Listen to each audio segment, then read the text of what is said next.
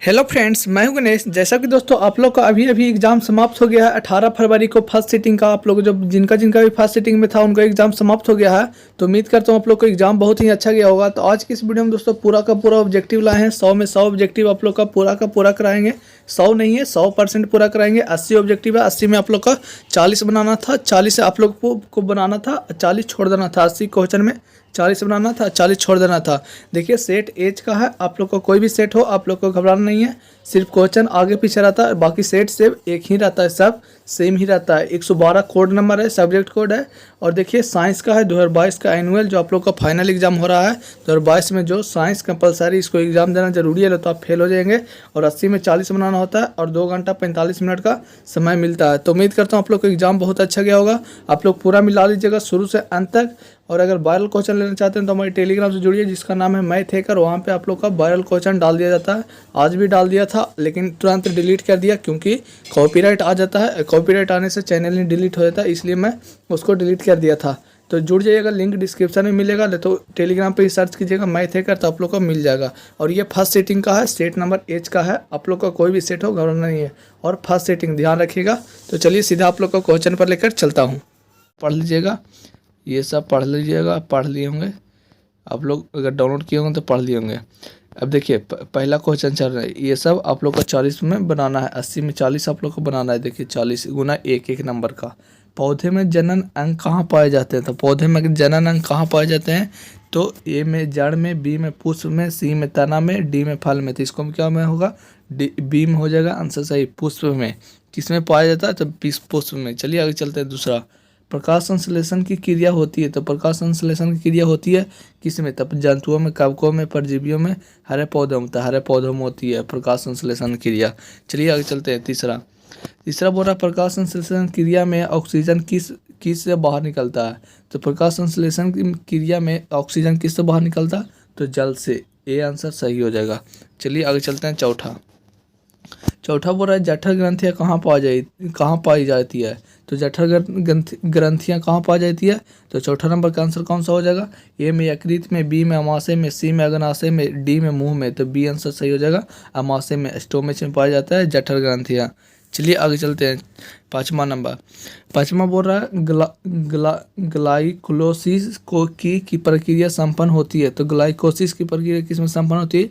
तो 5वां नंबर का आंसर हो जाएगा कोशिका द्रव्य में। डी आंसर सही हो जाएगा, साइटोप्लाज्मा में। चलिए आगे चलते हैं। छठा, इथाइल अल्कोहल किस प्रकार के श्वसन से बनता है? तो इथाइल अल्कोहल किस प्रकार के श्वसन से बनता है?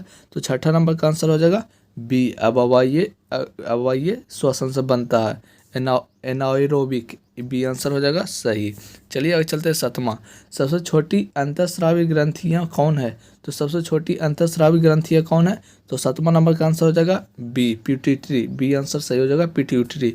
चलिए आगे चलते हैं। 8वां, देखिए यहाँ पे आ गया ऊपर, मैं पूरा 8वां नंबर क्वेश्चन चलते हैं। यह पौधों के वायवीय भागों से जल के ह्रास की क्रिया कहलाती है। तो पौधों के वायवीय भागों से जल के ह्रास की क्रिया क्या कहलाती है?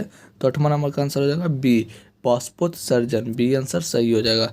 चलिए आगे चलते हैं। 9वां, घेंघा रोग पनपता है। तो घेंघा रोग किससे पनपता है? तो 9वां नंबर का आंसर हो जाएगा सी, आयोडीन की कमी से। घेंघा रोग पनपता है आयोडीन की कमी से। चलिए आगे चलते हैं। 10वां नंबर क्वेश्चन। 10वां बोल रहा है रक्त में हल्के पीले रंग के चिपचिपे द्रव को कहते हैं। तो रक्त में हल्के पीले रंग के चिपचिपे द्रव को क्या कहते हैं? तो 10वां नंबर का आंसर हो जाएगा ए, प्लाज्मा कहते हैं। ए आंसर सही हो जाएगा। चलिए आगे चलते हैं। 11 बोल रहा है रक्तचाप मापने की उपकरण को कहते हैं। तो रक्तचाप मापने के उपकरण को क्या कहते हैं? तो 11 नंबर का आंसर हो जाएगा डी आंसर सही हो जाएगा, स्फिग्नोमैनोमीटर। चलिए आगे चलते हैं। 12 नंबर क्वेश्चन। 12 बोल रहा है बाष्पोत्सर्जन क्रिया पाई जाती है। तो बाष्पोत्सर्जन क्रिया पाई जाती है। तो 12 नंबर का आंसर हो जाएगा बी, पौधों में। बी आंसर हो जाएगा सही। चलिए आगे चलते हैं। 13 बोल रहा है निम्नलिखित में किसमें खुला परिसंचरण तंत्र पाया जाता है? तो निम्नलिखित में किसमें खुला परिसंचरण तंत्र पाया जाता है? तो 13 नंबर का आंसर हो जाएगा ए में ऊँट में, बी में घोड़ा में, सी में तिलचट्टा में, डी में मानव में। तो तिलचट्टा में। बी, सी आंसर हो जाएगा सही। चलिए आगे चलते हैं। 14 नंबर क्वेश्चन। 14 बोल रहा है रक्त क्या? तो रक्त क्या पदार्थ है? उत्तक है, कोशिका है, इनमें से कोई नहीं। तो रक्त उत्तक है। बी आंसर हो जाएगा सही। टिश्यू है, रक्त इज ए टिश्यू। चलिए आगे चलते हैं 15 नंबर। 15 बोल रहा है मूत्र का पीला रंग किस वर्ण के कारण होता है। तो मूत्र का पीला रंग किस वर्ण के कारण होता है, तो इसका आंसर हो जाएगा सी, यू क्रोम के कारण होता है, यू क्रोम, सी आंसर हो जाएगा सही, यू क्रोम। चलिए आगे चलते हैं 16 बोल रहा है निम्नलिखित में कौन एक उभयलिंगी जंतु है। तो निम्नलिखित में कौन एक उभयलिंगी जंतु है, तो ए में हाथी, बी में गाय, सी में कुत्ता, डी में केचुआ। तो 16 नंबर का आंसर हो जाएगा डी, केचुआ है, डी आंसर सही हो जाएगा। चलिए आगे चलते हैं 17 बोल रहा है यूरिया रक्त में कहाँ से प्रवेश करती है। तो यूरिया रक्त में कहाँ से प्रवेश करती है, तो 17 नंबर का आंसर हो जाएगा सी, यकृत से, सी आंसर हो जाएगा सही। चलिए आगे चलते हैं 18 बोल रहा है जैव आवर्धन प्रदर्शित करने वाला रसायन है। तो जैव आवर्धन प्रदर्शित करने वाला रसायन कौन है, तो 18 नंबर कौन सा आंसर हो जाएगा, तो DDT, बी आंसर हो जाएगा सही, DDT आंसर सही हो जाएगा। चलिए आगे चलते हैं निम्नलिखित में कौन एक प्राथमिक उपभोक्ता है। तो निम्नलिखित में कौन एक प्राथमिक उपभोक्ता है, तो 19 नंबर का कौन सा आंसर हो जाएगा, तो बी आंसर सही हो जाएगा, शाकाहारी, शाकाहारी है जो प्राथमिक उपभोक्ता है।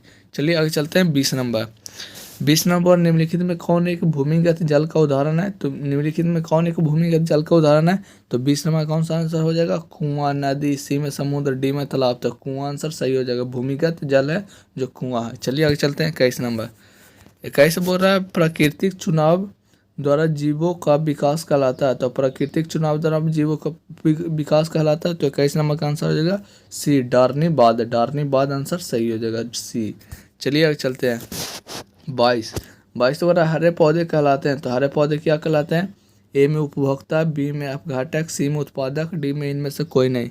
तो 22 का आंसर क्या हो जाएगा, तो सी आंसर सही हो जाएगा, उत्पादक, सी आंसर सही, हरे पौधे उत्पादक होते हैं। चलिए आगे चलते हैं 23 अंडोत्सर्ग का कारण है। तो अंडोत्सर्ग का कारण क्या है, तो 23 नंबर का आंसर हो जाएगा LH आंसर सही हो जाएगा।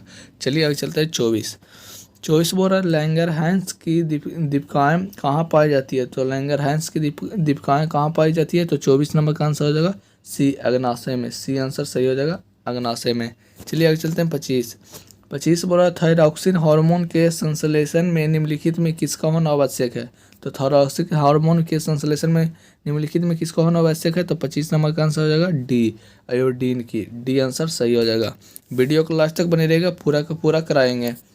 80 के 80 निस्ल कनिकाएँ पाई जाती है। तो निसल कनिकाएँ पाई जाती है कहाँ, तो 26 नंबर का आंसर हो जाएगा सी, न्यूरॉन में, सी आंसर सही हो जाएगा। चलिए आगे चलते हैं 27 बोल रहा है मानव मस्तिष्क का वजन होता है। तो मानव मस्तिष्क का वजन कितना होता है, तो 27 नंबर का आंसर कौन सा हो जाएगा, सी, 1.2 से 1.4 kg, सी आंसर सही हो जाएगा। चलिए आगे चलते हैं 28 बोल रहा है निकट दृष्टि दोष तथा दूर दृष्टि दोष के निवारण हेतु प्रयुक्त लेंस द्वारा बना प्रतिबिंब होता है। तो 28 नंबर का कौन सा आंसर होगा, तो 28 नंबर का वास्तविक और उल्टा, डी आंसर सही हो जाएगा, वास्तविक और उल्टा, रियल एंड इन्वर्टेड।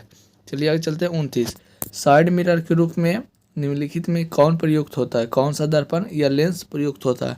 तो 29 नंबर का आंसर कौन सा हो जाएगा, ए, उत्तल दर्पण प्रयुक्त होता है, क्योंकि छोटा देखना होता है तो छोटा देखने के लिए उत्तल दर्पण का प्रयोग करते हैं। चलिए आगे चलते हैं 30 बोल रहा अवतल लेंस द्वारा प्राप्त प्रतिबिंब होता है। तो अवतल लेंस द्वारा प्राप्त प्रतिबिंब कैसा होता है, तो 30 नंबर का आंसर हो जाएगा आभासी भी होता है, सीधा भी होता है और छोटा भी होता है, इनमें से सभी, डी आंसर सही हो जाएगा। चलिए आगे चलते हैं 31 बोल रहा है ऊर्जा का ऐसे मात्रक। तो ऊर्जा का ऐसे मात्रक कितना हल्का कुछ कहेंगे ना, जूल आंसर सही हो जाएगा। चलिए आगे चलते हैं आकाश का नीला रंग होना किस परिघटन का परिणाम है।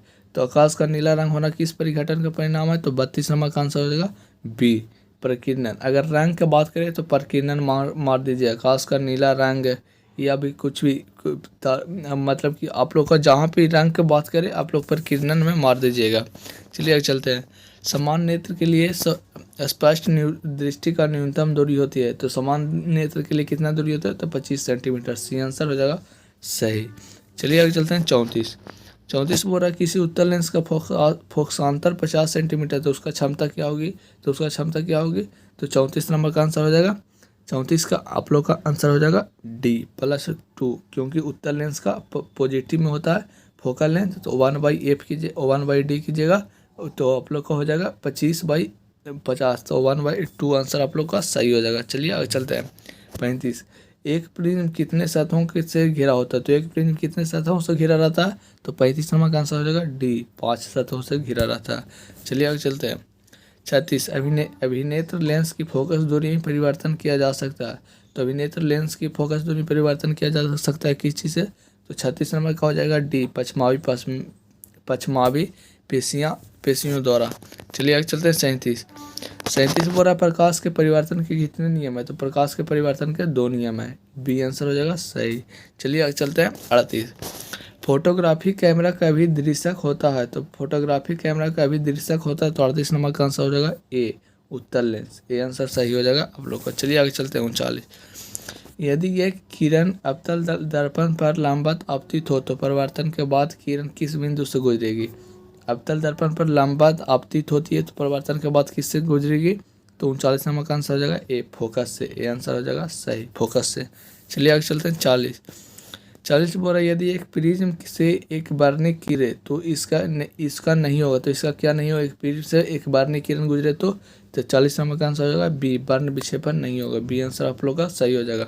देखिए अभी की वीडियो में इतना ही कराते हैं, अगला वीडियो में मैं ये सब पूरा करा दूंगा, आप लोग जितना 80 तक है आप लोग का पूरा करा दूंगा। वीडियो पसंद है तो वीडियो को लाइक कर दीजिएगा। अगर वायरल क्वेश्चन लेना चाहते हैं तो हमारे टेलीग्राम से जुड़ जाइए, जिसका नाम लिंक डिस्क्रिप्शन में मैं देने का कष्ट करूँगा, जिसका नाम है मैथ हैकर पर क्वेश्चन आता है तो 10 मिनट पहले डाल दिया जाता है। उम्मीद करता हूँ आप लोग को एग्ज़ाम भी बहुत अच्छी गई होगी मैथ का। तो आज के वीडियो में इतना ही, अगला वीडियो में फिर से मिलते हैं आप लोग का और अच्छे कंटेंट को लेकर। अंत तक देखने के लिए धन्यवाद। जय हिंद, जय भारत।